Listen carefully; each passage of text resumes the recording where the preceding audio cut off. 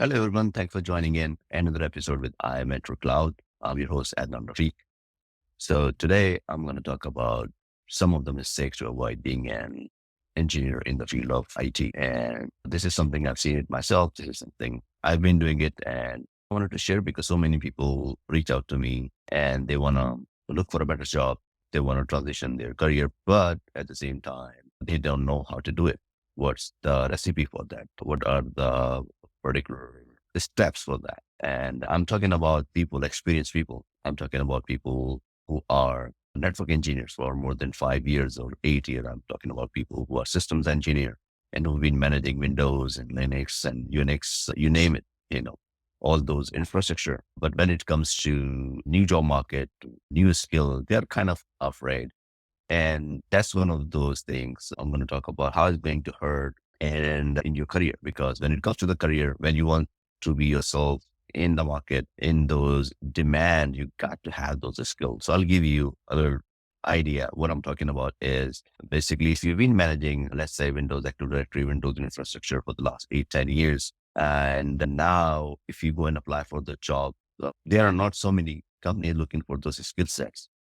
And the reason with this new adoption of technology, and particularly we are talking about cloud computing, we are talking about cloud security. So what happens if you, no matter what you have 10 plus years of experience, those skills are shrinking. The demand for the new skills has been changed. So one of the mistakes I've seen most of the people when I talk to them is about not adapting themselves. So start up skilling yourself. So don't wait for the last time or the last moment.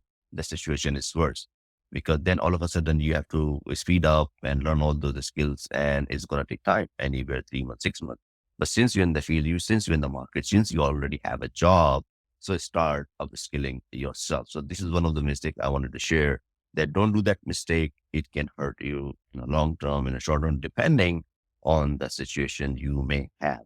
So the number second, one of those mistakes I've seen also is not developing your skills on the communication skill, basically. So when you work at the systems and IT and network and security, you name it, most of the people or, when we are doing those stuff on the field, on the operations, we have those hard skills. We'll go and just install the firewall, you implement the policies, then you apply group policies on Active Directory, all that stuff.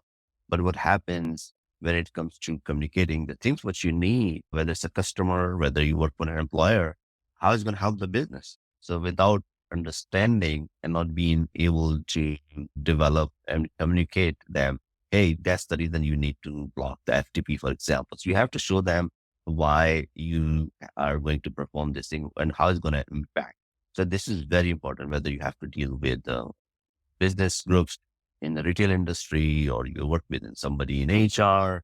So those are the very important things. So again, that's the mistake I've seen people doing most of the time, not communicating well enough, not communicating well enough.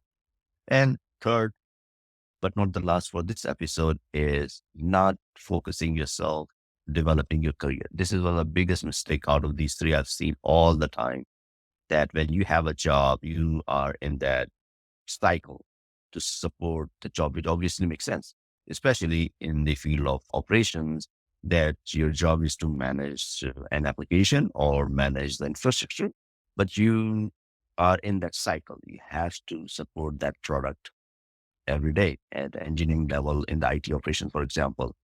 But I have so many examples that seen people not focusing on the career.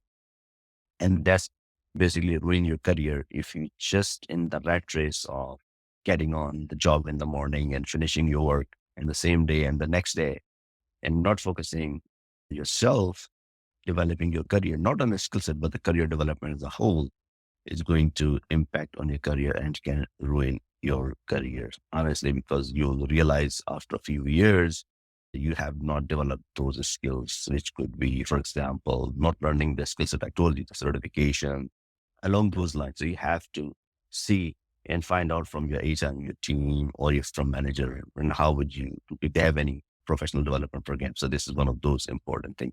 So I hope that helps. If you want me to cover in the next video, let me know and I'll see you in the next video. Thank you and bye.